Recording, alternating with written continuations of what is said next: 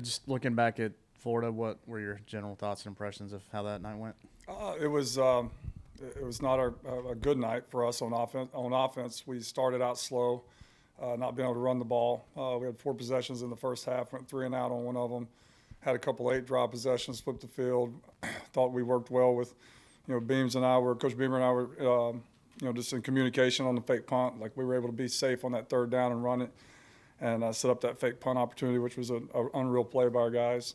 And then the second half to start out with 3 turnovers and 5 plays is just, it's unacceptable. It was very frustrating, very unacceptable. And then once you got through those, you lost those 3 possessions, then every time you would get a first down or an explosive play, it would be called back from a penalty. So just collectively as a group, the way we executed, the way that we performed was not the standard which we try to play to. Said obviously the running game struggled to get going. As you go into evaluating and game planning for Tennessee, do you look to maybe bring a few more guys into the run game, give a few guys more carries, or what can you do to get the run game going? If you turn the ball over 3 times like that, bam, bam, bam, you're not going to have any run game going, which was, that was, again, very frustrating. But we'll do whatever we have to do to run the football, whether, getting empty and run Spencer every down or getting big people, whatever it takes. We're going to try to do it to make sure that we can stay out there on the field and get some first downs. Hey, Marcus, hope you're doing well. Excuse me. When you fall behind like the way you did on Saturday at 21, how much does that change your script of your plan? Like how much do you have to go away from things when the score is kind of mounting against you in the first quarter?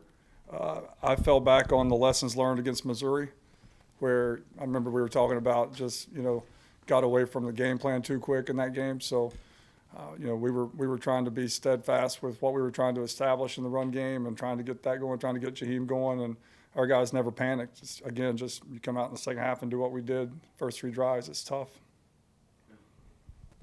Marcus, I know it's obviously not ideal to have your top 2 guys running back out and trying to make that work with Jaheim and everything else, but with some of those other guys, whether it's Rashad or Dante or whoever, I guess, how do you kind of work those guys into the mix? Is that something that you want to do maybe down the stretch? And I guess, for lack of a better term, if there's frustration with those guys maybe not getting time, how do you kind of manage that on the coaching side as well? There's no frustration with anybody. It's just, we have to evaluate the roster. Like, Jaheim Bell's one of the most talented people on earth. So, trying to find ways to get him the ball, it just makes sense to let him play a little bit of running back.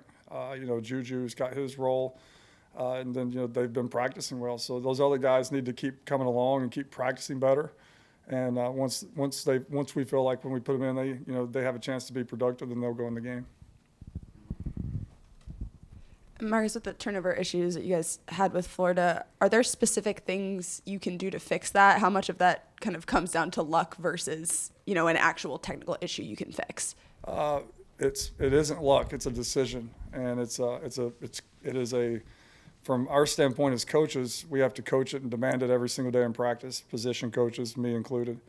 As a player, you have to make a decision. If we trust you enough to put the ball in your hands on that play, you have to make a decision to take care of the football. We say the ball is king. Like, you have to make a decision to carry the ball properly.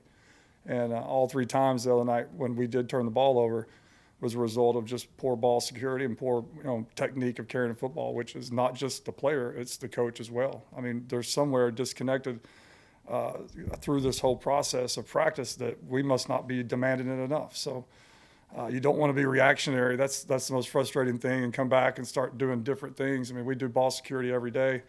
We've added a couple more periods this week just to honor the gods of ball security, just to show them that we are trying like hell to take care of the football. Now, obviously, you're frustrated. Results aren't always what you would like, and we've asked before, I guess, about how you manage hearing other people express that frustration. Any different than what you've had to deal with and listen to in the past? Or? No, I mean, I know it's out there.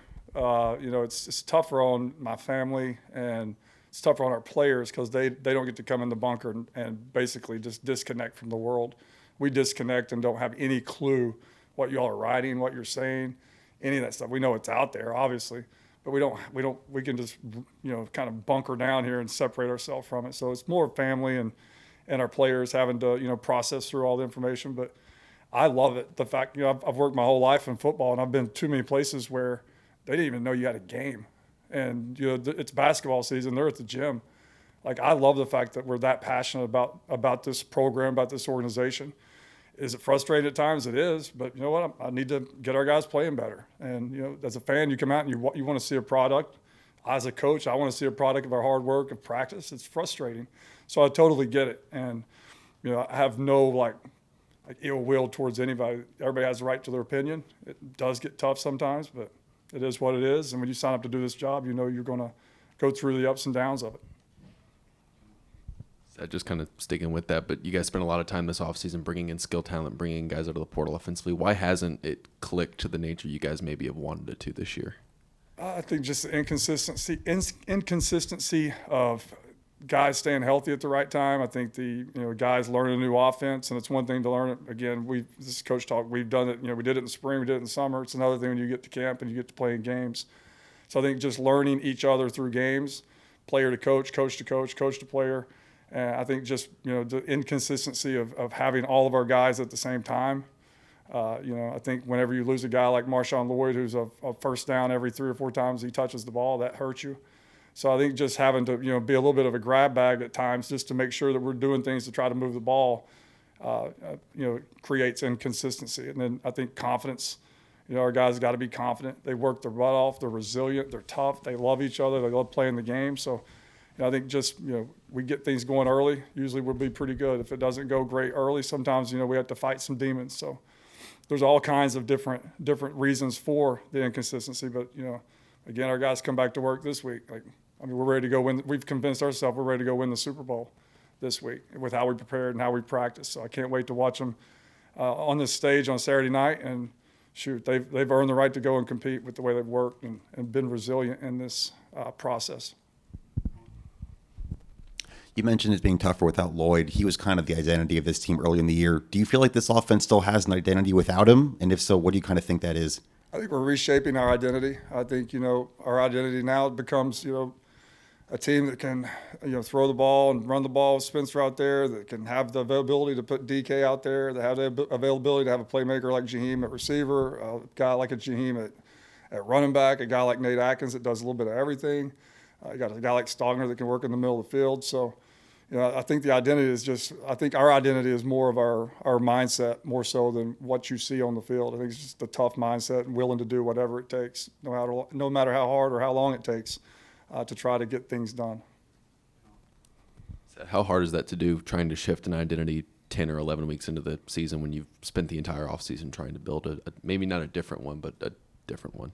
Right, and I wouldn't say that we're trying to reshape our identity. We have our identity as far as a program and as an offense. Are we able to huddle up and run 65 plays and hand the ball off and rush for 250 yards right now? No. And so that feeds into the play action pass and the movements and all the different concepts that you try to use. We're still the same offense. We just have to clean it up and go make some plays when they're there, take care of the football. Were Marshawn and CBS able to do more today? I think Coach Beamer said they were pretty limited yesterday.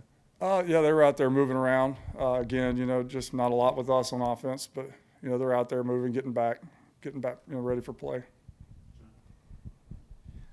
Spencer said after the Florida game, and then a couple of guys have made mention of it after other games throughout the season, that just struggled to get into a rhythm.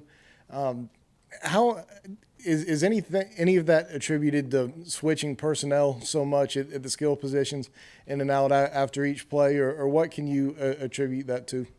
That's a very good point. I think a lot of times in order for us to get in rhythm, we use tempo, which would mean we weren't subbing a lot of guys, and they were able to just kind of get in the rhythm of that way of the game. But usually in order to get into your tempo, you got to get a first down first. And that's kind of like the golden rule. You get a first down, you get into tempo. And at times against Missouri, we played our worst. We hit rock bottom. We thought we hit rock bottom against Missouri and fought back and had a good game. And then we hit rock bottom against Florida with just the turnovers and inconsistency and the penalties. So we've had our 2 worst games the last 3 weeks. And so that's kind of multiplied it by a million of how we feel right now. But I think just going out there and running the football and making some plays early, I think will allow us to get into that rhythm. We were about to get into some rhythms the other night, and we'd have a penalty, and we go from a 45-yard pass backed up to 2nd and 12 on the -3. So little things like that all play into it. But we're definitely all searching for that flow, that consistent flow from week to week. So you mentioned not being reactive. Where do you fall philosophically when things aren't going the way you want to and they're not clicking between not scrapping everything but trying something else and versus staying the course and doing what you've done the rest of the year? I mean, I pride. I'm sure that most people would think I was stubborn or old school, and I'm not. I just look at it as a toughness and a commitment to a process that allows you to get to certain points as a football organization or individually. And we know what it takes to win. We know what it takes to play smart football. We know what it takes to take care of the football. We know what it takes to run the football. We just have to be demanding and as coaches out there at practice. And I'm always searching for ways to do things better. Like we're never, ever, ever. That's why I said I hate being reactionary, because I hate when coaches come in and they're like, by God, this week we're gonna take care of the ball and do ball security. Like I hate that, because you don't ever want to be reactionary, because that means that you let something go before it happened. And I think just offensively, we're always trying to find better ways to do what we do, whether that's going and find a whole new scheme, not so much during the season, but we're always trying to, if it's a personnel, if it's a formation, if it's a snap count, if it's whatever it is to make whatever we're doing better and more fluid, we will do anything that we have to do. Thank you, guys.